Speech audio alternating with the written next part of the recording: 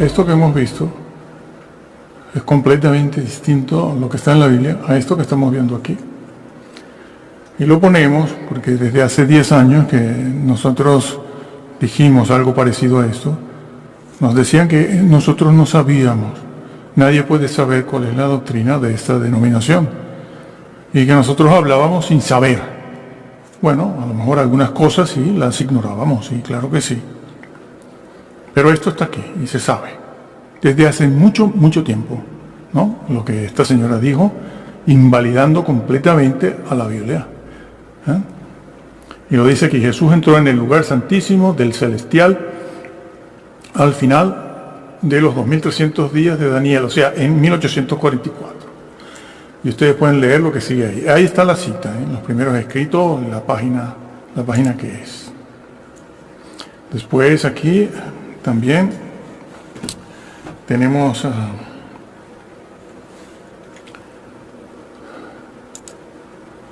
tienen esto, ¿no? Aquí también se dice esto.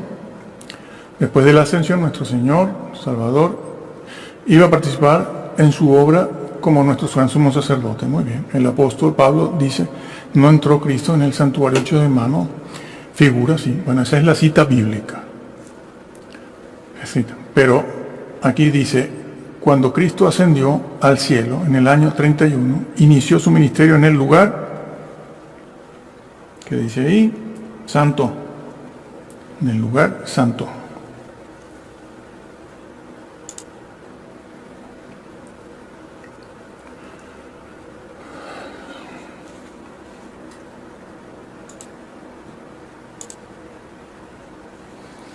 Aquí lo vuelve a decir, esto nuevamente, aquí lo vuelve a decir, el 22 de octubre con fecha y todo, algo que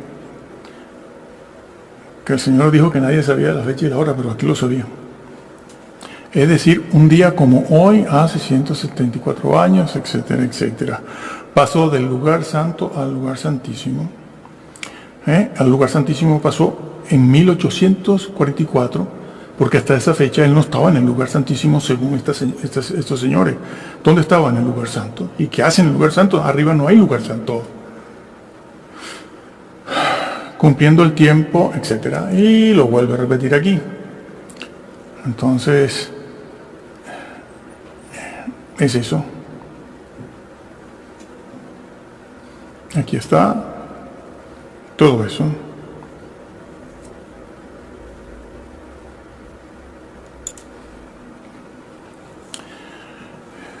Juicios de valor. La doctrina sí salva. La doctrina incorrecta no salva.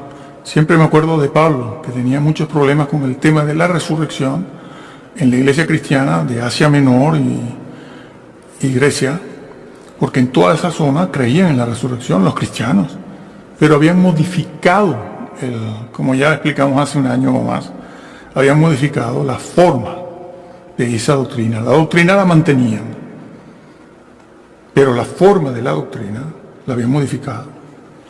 En el libro de Corintios está dicho también, porque en la zona de Corinto, había quienes creían en eso, muchos, y creían en la supervivencia del alma, pero que como cristianos tenían su propio concepto, que no era el bíblico, y eso está reflejado en 1 Corintios 15, y también le dice a Timoteo lo mismo. En 2 de Timoteo está. En realidad, 1 y 2 de Timoteo habla de todo lo que pasaba allí en Éfeso. Éfeso casi cerca de Macedonia, arriba. Pero es que el mismo problema lo tenían un poco más abajo los colosenses. El tema de la resurrección era un tema fuerte. Y Pablo dice que quienes cambian la forma de la doctrina no entran. Eso es juzgar, eso es juzgar. Sí, es juzgar, juicios de valoración, para saber quién me quiere engañar y saber detectar la cizaña enseguida. Se detecta enseguida la cizaña. ¿Dónde está? Y el trigo corrompido también, que cuando ya no se puede reponer, se corrompe y se pone al lado de la cizaña. Y es increíble ver, termino esta parte diciendo que es increíble ver cómo en este momento los bautistas presbiterianos, bautistas calvinistas, luteranos, se alarman de ver porque en sus iglesias, en sus templos, hay tanta gente en pecado. Incluso algunos, si no lo hacen, lo permiten, ¿no? La pedofilia esta. Bueno, el que se quiera desuscribir, que se desuscriba y vivir una mentira, que prontito toditos vamos a estar arriba en el juicio. Vive la fe como la vivió la iglesia primitiva, la iglesia apostólica, que se enfrentó a todo esto. Se convertían para morir. Estos de hoy en día no. Entonces, están alarmados y están llamando a la santidad. Pero ¿cuál santidad si tú mismo la negaste al negar el decálogo? Sin decálogo no hay santidad. ¿Cuál santidad? ¿Quién me va a dar ese parámetro a mí? ¿Dónde están los paradigmas? El marco de referencia. Decir simplemente que, bueno, la ley sí, hay que portarse bien. ¿Ya? No, pero claro, después les dicen, no te preocupes, que no necesito, tú estás garantizado. Doctrina maniquea. De Gotescalco, que nos viene del siglo I. No. Bueno, los gnósticos sí vienen del siglo I, pero fue Ignacio de Agustín de Hipona, y Agustín de Hipona fue. Entonces lo que les dicen no es que no era la doctrina maniquea de Agustín de Hipona al principio de su ministerio. Al principio de su ministerio él decía que sí, que la ley había que guardarla para alcanzar la salvación recibida gratuitamente. ¿Y por qué al principio de su ministerio y su vida como creyente y como obispo enseñaba eso? Porque esa era la doctrina que había heredado de los padres de la iglesia apostólicos del siglo I, II, III y IV.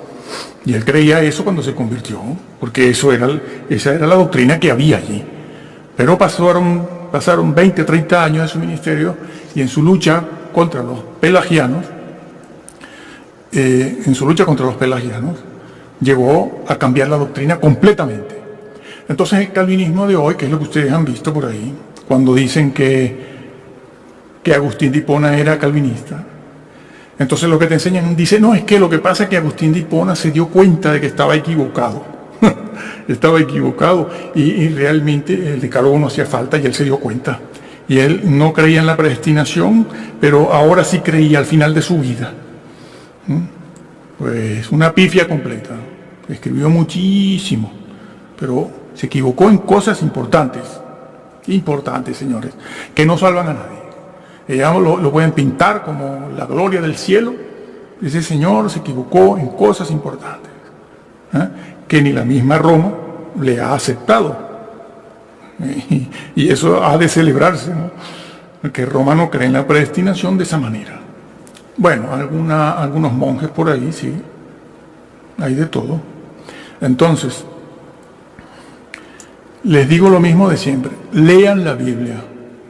Casiodoro de Reina, o 1602. Créanla como está, tal cual está, no la cambies. Si habla del libro de la vida, créelo. Sí, bueno, si eres cizaña, esto no lo estoy diciendo para la cizaña, que la iglesia está muy llena de cizaña, un 80-90% de cizaña. Pero si tú no eres cizaña, déjate de bailoteos, bailecitos y celebraciones, que yo no voy a hablar mucho de eso, todo lo que hay ahí, y empieza a vivir la fe verdadera y cree la Biblia como está. Desmárcate, no cooperes, no te hagas copartícipe de todos estos grupos que han torcido la Biblia completamente y la doctrina, porque no entrarás. El Señor lo dijo, ya eso lo he grabado, he dicho muchas veces, están los vídeos por ahí. Y si no los quieres ver, no los veas. No me hagas famoso, como dicen. Me van a hacer famoso, sí. La gloria es de Dios, hombre, claro. Yo tengo 43 años en esto. He pasado lo mío para llegar aquí. Hemos pasado, porque es la familia toda. Y no estoy buscando la gloria humana ahora que voy de salida. Bueno, te lo digo claramente porque queda poco tiempo. 15 años no es mucho tiempo. 20 años no es mucho tiempo. Faltan cosas por verse todavía. Pero los tienen entontados, embobados, que si los 3 ángeles, que si las 4 bestias, que si van a salir de las piedras los nefilines, que si vieron los ovnis, que la ley dominical, está ya, la firmó el Papa, solo falta que la firme en el Congreso. Tienen en ese mismo, con esa misma cantalita, 120 años y no terminan de firmarla en el Congreso para que no se reúnan el día sábado, sino el domingo. Y ahí los tienen. Bueno, y una serie de cosas, el otro que sí, la predestinación, y después lee la Biblia tal cual está, créela, y piensa que del libro de la vida se borra, porque primero te escribieron. Piensa que el infierno existe. Tienes algunas evidencias en internet, que esas evidencias que están puestas en internet son de antes de Cristo. Esas experiencias, no hay nada nuevo. A mí no me dicen nada nuevo esas experiencias, solo sé por los documentos que vienen incluso del año 500 antes de Cristo, que está eso escrito ahí. En la iglesia primitiva todo eso se conocía. Ahí está el Evangelio de Pedro, que fue canónico para algún grupo durante un tiempo, después lo quitaron, pero no tiene nada raro. Lo que vemos hoy en día en internet es peor todavía que lo que está en el Evangelio de Pedro. Mucho peor. Y está en la Biblia también. Huye del infierno. Huye de estos líderes. Si no eres cizaña, si no estás corrompido, huye a tiempo, porque si no, te arrastrarán. Y que el Señor te bendiga. La oración modelo de la que hablábamos antes. Lo que pidierais al Padre, en mi nombre. ¿Dónde está? Ahí está. Lo que pidierais al Padre en mi nombre. A los que por Él se acercan a Dios, el Padre, claro, yo me acerco. Es lo que Pablo va a decir en el capítulo 10, versículo 19, me parece, cuando dice, tenemos libre acceso al Padre, en el lugar santísimo. El velo fue rasgado. Él lo rasgó como hombre. Ahora hay un hombre que entró, el primero. Ahora pueden entrar todos los demás también. Y está diciendo algo que aquí es muy importante. Dice que vive. Esa palabra vivir, vamos a verla ahora. Aquí sería bueno decir algo en cuanto a esto, porque el escritor a los Hebreos presenta a Jesús como hombre, traspasando el velo, sentándose a la diestra del Padre, como lo veremos ahora, para interceder, como también vamos a ver a continuación, porque hacía falta un hombre allí, de verdad, y no simplemente el Hijo de Dios, en forma espiritual, espíritu, etc. Porque un hombre fue el que pecó en el Edén. Tan simple como eso. En el Edén no pecó un ángel, en el Edén no pecó un arcángel, ni Gabriel, ni Miguel, ni nadie. Entonces, ¿quién ha de redimir a la humanidad? Un hombre. ¿Por qué? Porque la sentencia había caído sobre un hombre, la sentencia de pena, de muerte eterna,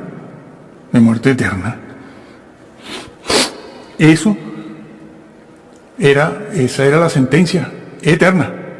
¿Y cómo se le hace la contra a eso, no?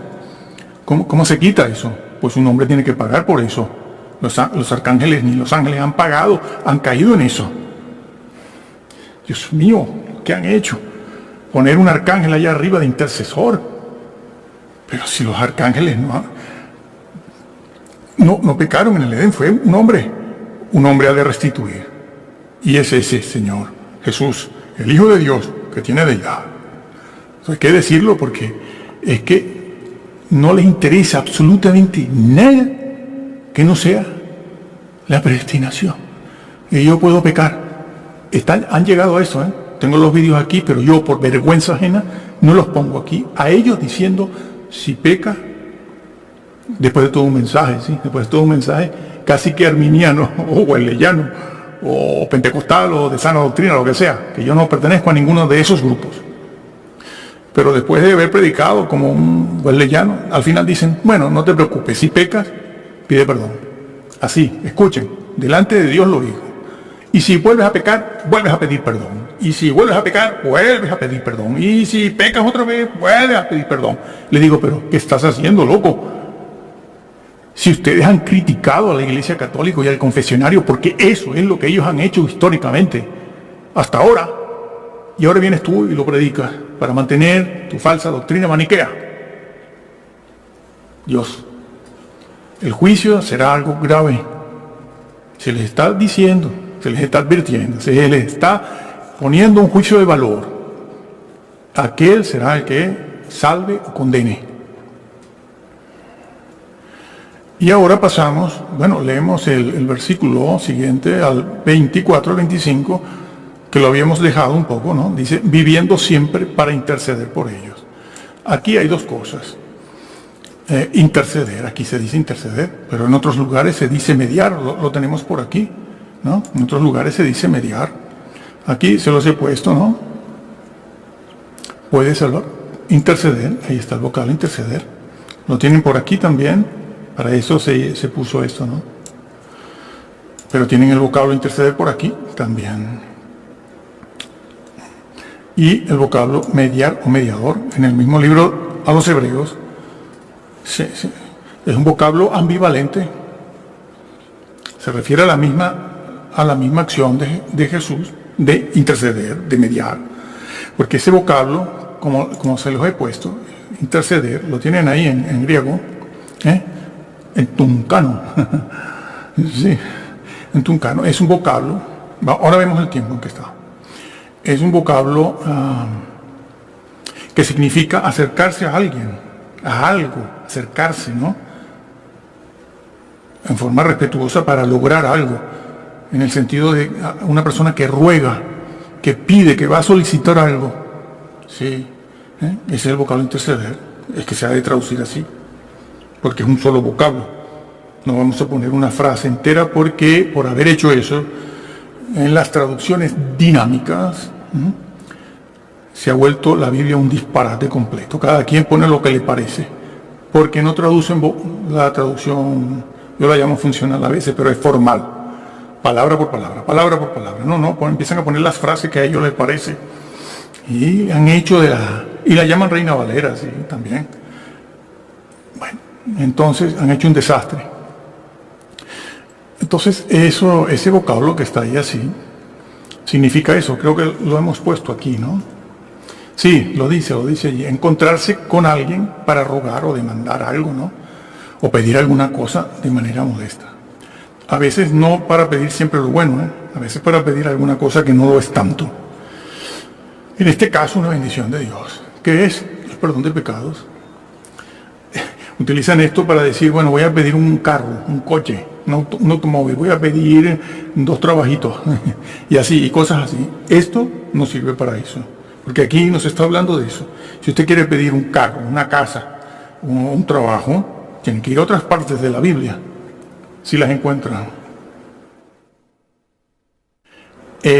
Vamos a ver el griego, lo tenemos aquí también. Ese es el distinguirlo bien, pero aquí lo tenemos también. El versículo 25 dice eso, puede salvar, aquí dice eternamente, allí donde leímos antes dice perpetuamente, salvar para siempre, pero con una condición, a los que se allegan a Dios. La mayor parte de los cristianos la oración la oración bíblica la tienen descuidada completamente descuidada, y no es bíblica. Están más ocupados de los ensayos de las danzas, por cierto.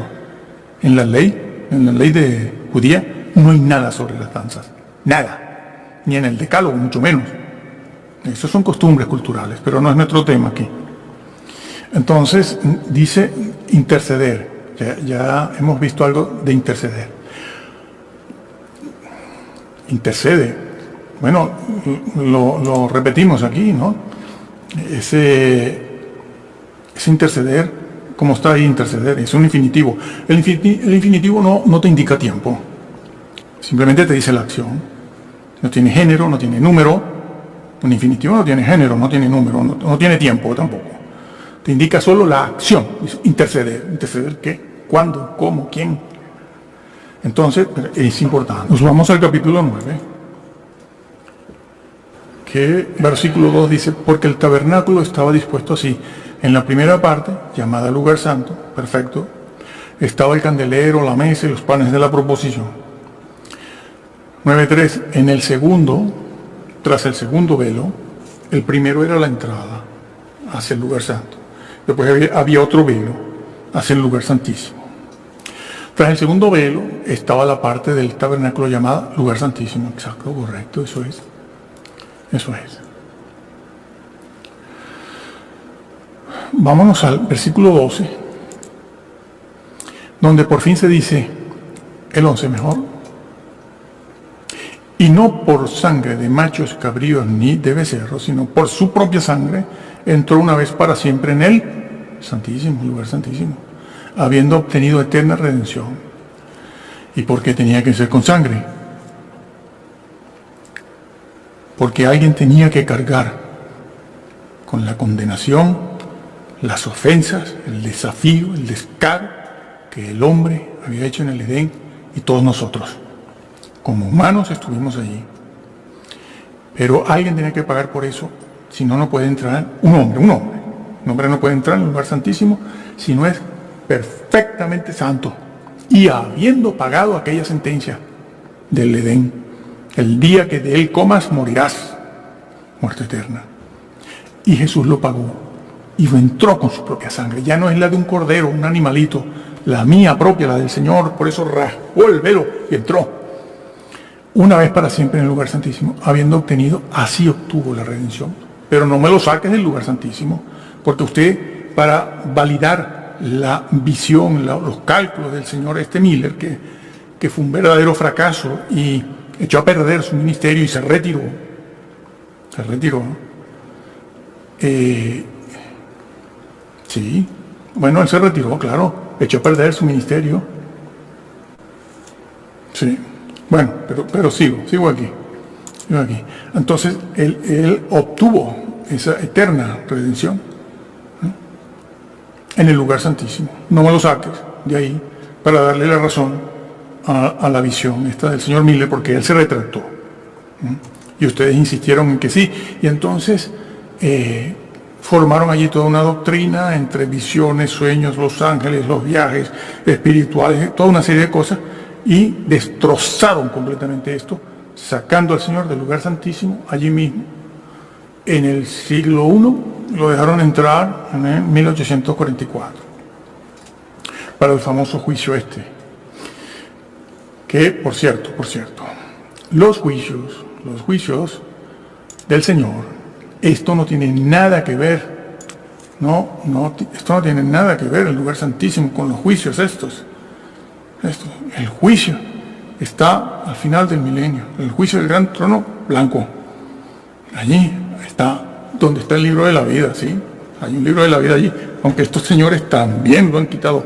Y mira que en el libro de Apocalipsis se menciona el libro de la vida varias veces para decir eso, para decir que se puede ser borrado o que no borrará de un plumazo. ¿Por qué? Porque son personas que están funcionando bajo el mismo paraguas que funcionaron los saduceos en el siglo I con Cristo. Muy bien todo esto, porque dice, porque no entró Cristo en el santuario hecho de mano. En el santuario hecho de mano. ¿Cómo está eso en griego? En el santuario. Agion. Vamos a verlo aquí, un momento. Vamos a verlo en griego. Hecho de manos. Eso que este es plural, ya lo tiene, santísimo. Lo que está diciendo aquí este señor, porque no entró Cristo en el santísimo. ¿Dónde entró? En el santísimo. Directo. Es el énfasis que le da el escritor a los hebreos, para que tengan confianza, para que no retrocedan, para que no pequen, para que todo tipo de pecado, moral y doctrinal. Sí, vamos a verlo. Aquí está. Bueno, no, perdón. Está aquí, sí. Versículo 19. Teniendo, por lo tanto, hermanos, hacia adentro, sí. Bueno, es que el griego es así. Tal sumo sacerdote, el que entró, ¿dónde? En la guión. Eso es plural. La palabra agios. Adjetivo. Debe estar como adjetivo, sí. Está como adjetivo. Porque de per sí es una palabra que califica santísimo, santo. A menos que lo puedas usar como sustantivo, que puede ser. Y lo está diciendo, santísimo. Retornamos aquí, santuario. Así que hermanos, teniendo libertad. No había libertad antes, ahora sí. ¿Por qué? Porque allí hay otro hombre. Por la sangre de Jesucristo, por el camino que Él nos consagró nuevo, lo que les había dicho antes de nuevo, aquí está. Vivo, por el velo, rasgó el velo, esto es, por su carne, con su cuerpo, con su humanidad. Y teniendo un gran sumo sacerdote, bueno, Él, sobre la casa de Dios. Bueno, señores, esto no tiene nada que ver con la enseñanza que comenzó a regir en el siglo XIX, porque antes no se había dicho nada. Y en ese sentido, haber negado todo esto y crear otra doctrina diferente, esa doctrina es completamente distintiva, se distingue enseguida, porque es diferente a la historia, a la Biblia, a los comentarios de los padres de la Iglesia, padres apostólicos. No encuentras eso por ninguna parte, la doctrina adventista.